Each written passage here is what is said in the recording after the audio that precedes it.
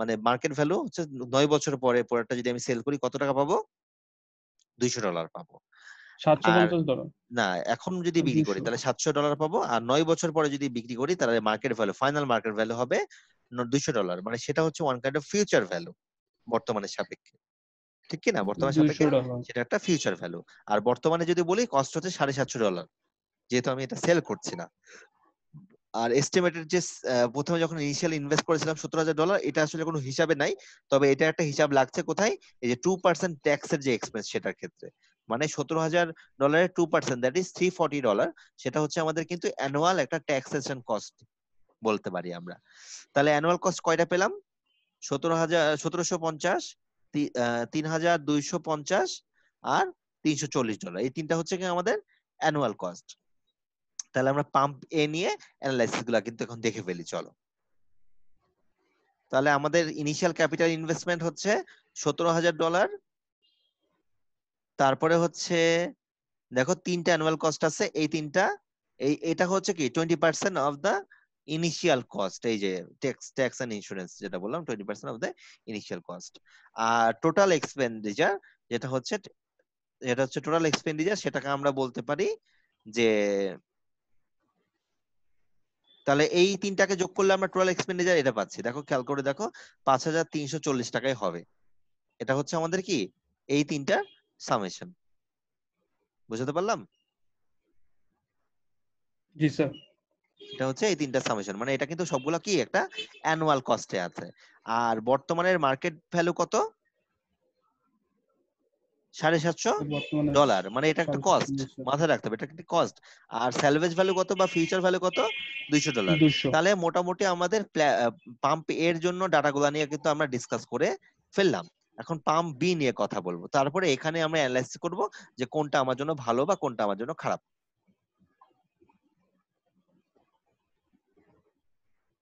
এখন পাম্প বিতে যাই, দেখো পাম্প বিতে এখানে মানে, আচ্ছা বলো তো পাম্পে ডিফেন্ডার না চ্যালেঞ্জার?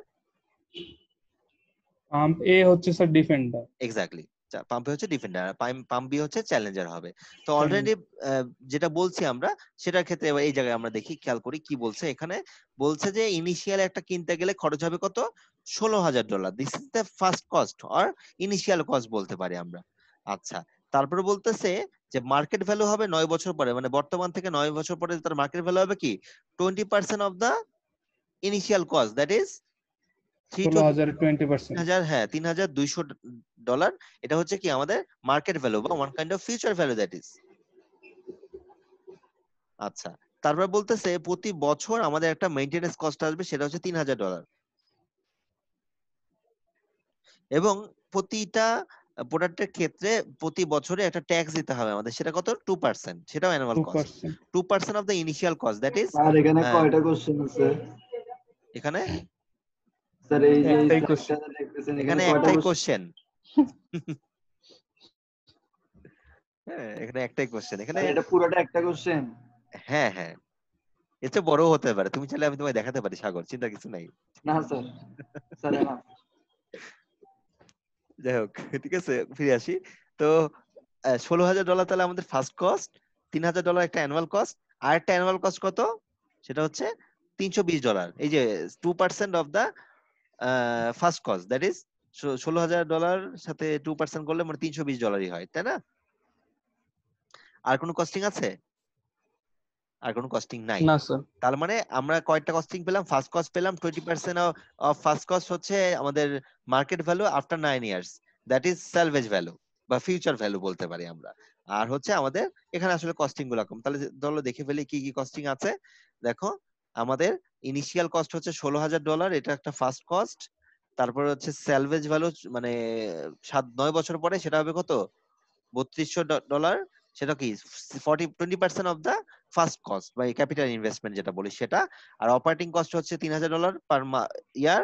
আর ট্যাক্স হচ্ছে কি ইনিশিয়াল কস্টের 2% পার ইয়ার। এই হচ্ছে আমাদের, তাহলে কি এই দুটাকে যোগ করে আমরা কিন্তু পাচ্ছি আমাদের এইটা।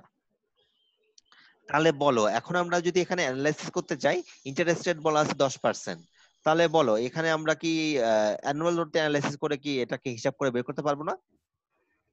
জি স্যার। অ্যানুয়াল লোড বের করতে গেলে আমি খুব সহজ ভাষায় যদি বলি, এখানে এইটার কোনো পরিবর্তন কিন্তু হবে না, এবং এইটার কোনো পরিবর্তন, এটা ফিক্স থাকবে কিনা? জি স্যার। এটা অলরেডি ডান, বাট আমাদের পরিবর্তন করতে হবে কোনটা কোনটা, খেয়াল করো, দেখো এই টাকাটা আর এই টাকাটা, আর এখানে কোনটা করতে হবে? স্যার নিচের দুইটা, না, নিচের দুইটা না, নিচেরটা আর কি, নিচেরটা আর নিচেরটা এইটা। আর উপরেরটা। জি স্যার, হ্যাঁ, ওটা হচ্ছে এই এখানে কিন্তু দেখো আমি আগে থেকে বলি যে ভালো করে বুঝিয়ে দেই, অলরেডি এইটা হিসাব করা হয়ে আছে এবং এটা হিসাব করা হয়ে আছে, আর বাকি এখানে আমি দেখিয়ে দিলাম যে ওইটার জন্য একটা, এটার জন্য একটা হিসাব করতে হবে, আর এখান লাইন থেকে অ্যাবসলিউটলি বাদ যাবে এইটা। জি স্যার এইটা ডিফেন্ডার। যদি বুঝি আমাদের অঙ্ক মনে হয় শেষ মোটামুটি। তাহলে খুব সহজ ভাষায় যদি বলি, তাহলে এখানে আমরা যদি কস্ট চিন্তা করি, কস্টিং এর কথা চিন্তা করি, কস্টটাকে পজিটিভ ধরলে কি মার্কেট ভ্যালু কি হবে, ইনিশিয়াল কস্টটা কি হবে, পজিটিভ হবে কিনা? নেগেটিভ হবে স্যার। ভালো করে চিন্তা করো, জি ইনিশিয়াল স্যার। আমরা যে অ্যানুয়াল এক্সপেন্সটাকে যদি পজিটিভ ধরি, তাহলে ইনিশিয়াল কস্ট বা এই $750 কি হবে, পজিটিভ না নেগেটিভ হবে? জি স্যার। নেগেটিভ হবে না পজিটিভ হবে? নেগেটিভ হবে না পজিটিভ হবে? নেগেটিভ হবে স্যার, না, নেগেটিভ হবে স্যার। না, স্যার কারণ ওটাও কস্ট কস্ট এটাও যদি স্যার কস্ট, নেগেটিভ ধরে, ওটাও কস্ট এটাও কস্ট, প্রেজেন্ট মার্কেট ভ্যালু, তার মানে এক্সপেন্স। এটা কিন্তু ওয়ান কাইন্ড অফ কস্ট, কারণ জি আমি এটা স্যার। বোর্ডটা সেল করলে পেতাম $750, সেল করছি না, তার মানে এটা একটা আমাদের এখনকার কস্ট বা ইনিশিয়াল কস্ট আমরা বলতে পারি। না স্যার, আমি ভাবছি সেলভেজ ভ্যালু বলতেছেন। না, হ্যাঁ, সেলভেজ ভ্যালু তো নেগেটিভ হবে, রাইট। তার মানে জি স্যার। এখানে সব, তাহলে আমরা প্রথমে হচ্ছে পাম্প এর কথা চলে যাই। পাম্প এর ক্ষেত্রে অ্যানুয়াল লোড হিসাব করছি পাম্প এর জন্য। পাম্প এর জন্য অ্যানুয়াল লোডটা যদি বলি, আমরা যদি খুব আমাদের মতো করে করি তাহলে কোনো খুব সমস্যা নাই, আবার ওদের মতো করে বইয়ে যেভাবে করা আছে আমরা আমাদের মতো করেই করি, আমরা যেভাবে সবসময় করে অভ্যস্ত। 5340 এটা হচ্ছে কি একটা ওয়ান কাইন্ড অফ কস্ট, তার সাথে আমাদের একটা স্যালভেজ ভ্যালু পাওয়া যাবে, সেটা কত? $200। সেটা কি আসলে অ্যানুয়াল ডিভাইড বাই কি, ফিউচার না, ইন্টারেস্ট রেট 10%, জি স্যার। এর মান, এর মান 9। আচ্ছা, এর সাথে আরেকটা ইনিশিয়াল কস্ট জমা হবে, সেটা কত? আর একটা ইনিশিয়াল কস্ট স্যার, সেটা হচ্ছে স্যার যে $750। 750। হুম,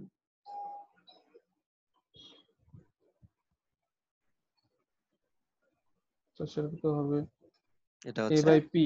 এ বাই পি। এই হচ্ছে আমাদের কিন্তু একটা পোর্শন হয়ে গেল, ঠিক আছে? জি স্যার।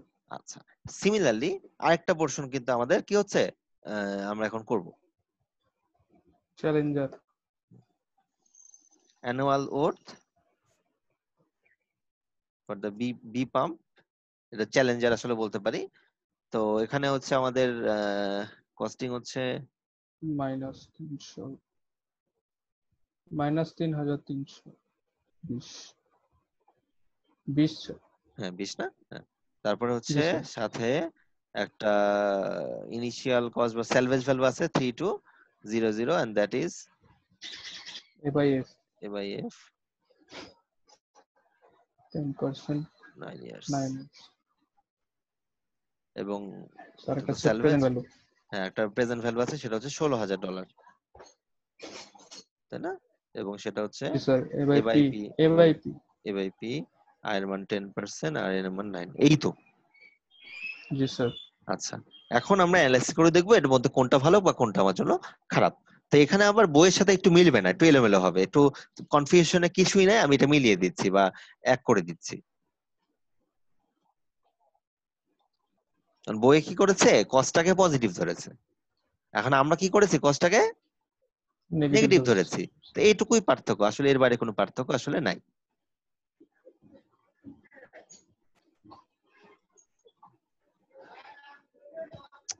সিলেক্ট হয় না কেন? আচ্ছা, আমরা প্রথমে প্রথমটার দিকে তাকাই। দেখো আমাদের এ পাম্পের জন্য, মানে যেটা ডিফেন্ডার, সেটার জন্য আমার অ্যানুয়াল কস্ট হচ্ছে $5,340। সেটা কি এখানে পজিটিভ আছে, আমরা কি করেছি, নেগেটিভ ধরেছে, তাহলে মিলে গেল একটা। নেগেটিভ। আচ্ছা, তারপরে জি দেখো স্যার। Capital recovery. দেখো আমরা কিন্তু যখন অ্যানুয়াল লোড পড়াই তখন শিখিয়েছিলাম যে অ্যানুয়ালের বাইরে যা যা আছে সবই ক্যাপিটাল রিকভারির অংশ। প্রেজেন্ট আর ফিউচারকে আমরা কি করি, অ্যানুয়াল কনভার্ট করে কি ক্যাপিটাল রিকভারি বলা হয় কিনা? জি স্যার। আচ্ছা দেখো এখানে যেহেতু কস্ট ধরেছে পজিটিভ, তাহলে কস্ট মানে কি $750 একটা কস্ট না, ইনিশিয়াল কস্ট? জি স্যার। সেটাকে যদি কস্ট ধরি তাহলে স্যালভেজ কি হবে, নেগেটিভ হবে না? জি স্যার। এখানে কি করেছে আমরা, দেখো এখানে উল্টা ধরেছে, আমরা কস্টকে নেগেটিভ ধরেছি, তাহলে স্যালভেজ কি হবে, পজিটিভ। পজিটিভ। একই জিনিস, কোনো পার্থক্য কিন্তু এখানে নাই।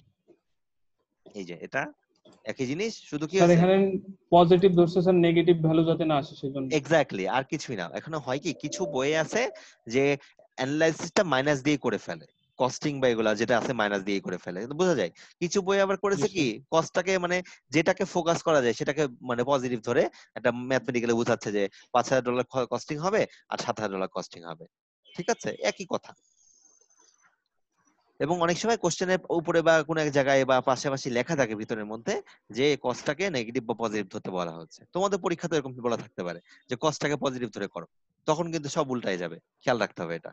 আচ্ছা, এটা একটা জি গেল। স্যার। এরপরে হচ্ছে আরেকটা পোর্শন, সেটা হচ্ছে আমাদের $3,320, এটা ডলার, এটা হচ্ছে কিনা আমাদের একটা কস্ট, এখানে নেগেটিভ ধরা হয়েছে। তার পাশাপাশি দেখো আরো একটা কস্টিং আছে, সেটা কি 16,000। 16,000, এটা কিন্তু কস্ট, কস্টটা এখানে পজিটিভ ধরা আছে, দেখো A/P মিলে গেছে কিন্তু। আর জি স্যার। $3200 যেটা, সেটা হচ্ছে আমাদের একটা স্যালভেজ মার্কেট ভ্যালু। ভ্যালু। হ্যাঁ, এটা কিন্তু, এটা দেখো এই এখানে নেগেটিভ ধরা হয়েছে, কেন আমরা কস্টকে পজিটিভ ধরে বলেছি বলে বইয়ে নেগেটিভ ধরা আছে, কিন্তু আসলে পজিটিভ ধরলেও কোনো সমস্যা নেই যদি আমরা যেভাবে একটা কনসেপ্ট দিয়ে মনে রাখি সেভাবে।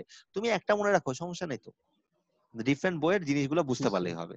তো আসলে ফাইনালি আমরা সিদ্ধান্ত কিন্তু পেলাম যে কোনটা আমাদের জন্য ভালো হবে, রিপ্লেস করা ভালো পাম্প হবে এ। নাকি আগেরটাই ভালো? আমরা কিন্তু আগেরটাই ভালো স্যার। আগেরটাই ভালো, এটাই বলতে পারি। মোটামুটি বুঝতে পেরেছি। জি স্যার। ওকে, তাহলে যদি বুঝি খুব ভালো। এরপর আরো একটা এরকম অঙ্ক আছে, সেটা তোমাদের রিয়াল ব্যাংকের অঙ্ক, সেটা দেখাবো এবার। আজকে থাক স্যার, স্যার, আজকে থাক স্যার, এগুলাই স্যার। আরে আরেকটা অঙ্ক করলে তো শেষ। স্যার পরের ইয়াতে সিটিএস স্যার একটা, কখন সিটি? Sir 12টায় sir. আরে দিবা, সমস্যা নেই। ঠিক আছে, জাস্ট এটা শেষ। এইটার এখানে হয়েছে কি, অনেক ক্ষেত্রে লাইফ সাইকেল বলে দেয় না। কি বলে দেয় না? লাইফ সাইকেল বলে দিবে না। বলেন। অনেক সময় কি করবে, তোমাকে বলবে এরকম যে এই হচ্ছে ডাটা, তুমি এখন সিদ্ধান্ত দাও কত বছরের সময় আমি রিপ্লেস করব। এই পরের অঙ্কটা হচ্ছে এরকম, বলতেছে দেখো লাইফ সাইকেলটা এখানে বলে দিয়েছে যে এস্টিমেটেড ফিউচার ভ্যালু সব বলে দিয়েছে, what is the economic service life of this defender. এটা কি ডিফেন্ডারের জন্য বলতেছে, এবং ইন্টারেস্ট রেট কত, 10% পার ইয়ার। 10% পার ইয়ার।